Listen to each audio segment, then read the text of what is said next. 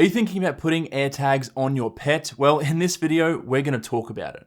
AirTags have been marketed by Apple to be the ultimate tool to prevent you from misplacing your keys, wallet, or bag. But how about strapping it to a live animal and tracking their movements if they go missing? Let's cut right to the chase. There's no major reason why you shouldn't use AirTags to track your pet, but it's not going to work the way you think it will, and I'll show you exactly why. If you're a fan of my channel, you'd know I like to do my own testing, but I also realize the inherent bias of only relying on that single source. So I also do a ton of research into other sources to make sure my findings are accurate, like my MacBook battery guide, RAM guide, or USB-C hubs killing Macs videos. If you want to see more videos like these, my cat would really appreciate it if you subscribed. Let's get started. So it's no secret that AirTags work great to track a static object like a backpack left in an office, a car in a parking lot, or a wallet in the bushes on a path. But a pet introduces several new variables. Firstly, the AirTags simply were not designed to track living objects like a person or a pet. Apple actually admits this themselves, and for good reason. There's a ton of legal issues surrounding this capability, and also privacy issues. We've written about Apple's privacy policies on our website, by the way. Apple does not want pet owners strapping AirTags to their pet and then coming after Apple when the AirTag fails to recover a lost pet. Vice versa, there's also the question of AirTags being used to track a person against their will.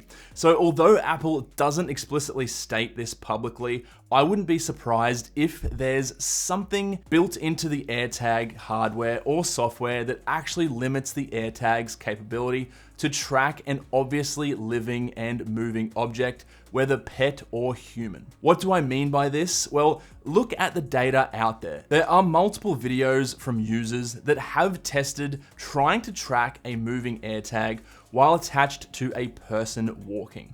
It's difficult, the location generally is not accurate at all, and only updates roughly every 5 to 10 minutes. And all of this depends on if there are enough compatible iPhones within about 8 meters of the AirTag in question. To keep this video relatively short, I won't include my own testing in depth, but I will share this screen recording from my iPhone that essentially sums up my entire experience. I had someone take an AirTag and mimic the movement of a pet about 200 meters away from my location. When dogs or cats go missing, they generally won't stay in the same place, and they will move their heads erratically, sniffing, running, or looking in different directions. This movement seems to seriously disrupt the AirTag's tracking ability. As you can see in this screen recording, my iPhone is saying I'm right on top of the AirTag, but in reality, it's more than 100 meters away. I was located in a residential area with probably 50 to 100 iPhones within that 100 meter radius. I did repeat this test several times in different locations, and the location accuracy was very broad at best. Don't take my word for it. Watch this video, also this one, and this one. All have similar results. To answer the inevitable comments saying, oh, but I've seen videos where it works. Yes, I'm sure there are some videos where that is the case. However, in most of those videos, they're sponsored by pet companies selling AirTag collars, or the YouTuber has someone with an iPhone holding onto the dog's leash while it's being tracked.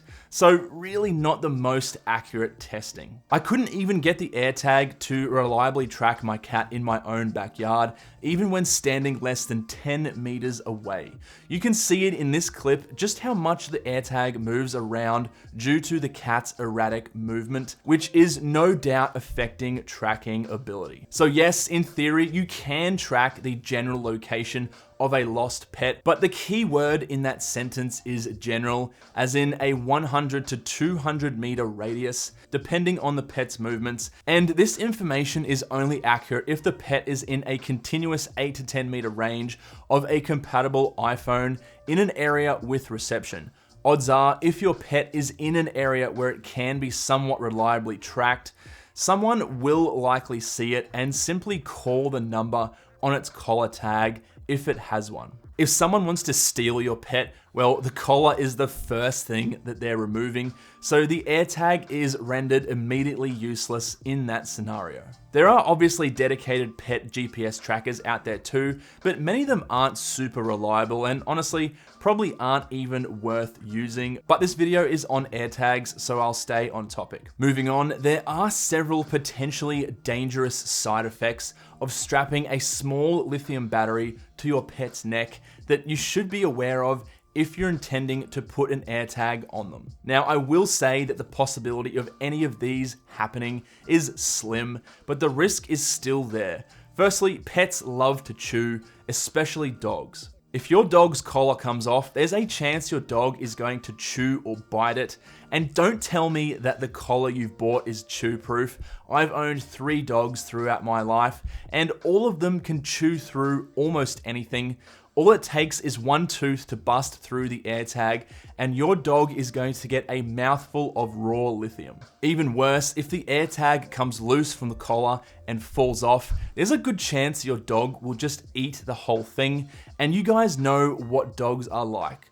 Rolling around, jumping, play fighting with each other, sprinting, so anything can happen, even if you go to the extreme of stitching the tag into the collar. There's a reason why the sale of AirTags was banned in several huge Australian retail stores. The back can be very easily popped out to access the battery, which is a safety concern for children. The only things with a penchant to eat random crap more than children are, you guessed it, dogs and cats. Seriously, my dog will eat its own vomit, and my cat eats insects whenever she can, although I don't think cats would be able to swallow a battery, but they can sure chew on it. Speaking of cats, unless you have a large breed like a Maine Coon, in my opinion the AirTag is just too bulky and heavy to strap to a cat.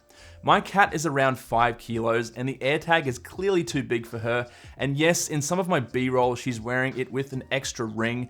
That was just for the video purposes. You can buy collars that strap the tag against their neck, but it's still just too big and will interfere with their eating, grooming, and sleeping, in my opinion. I will also mention that the AirTag is designed to be kept in a bag or purse its entire life.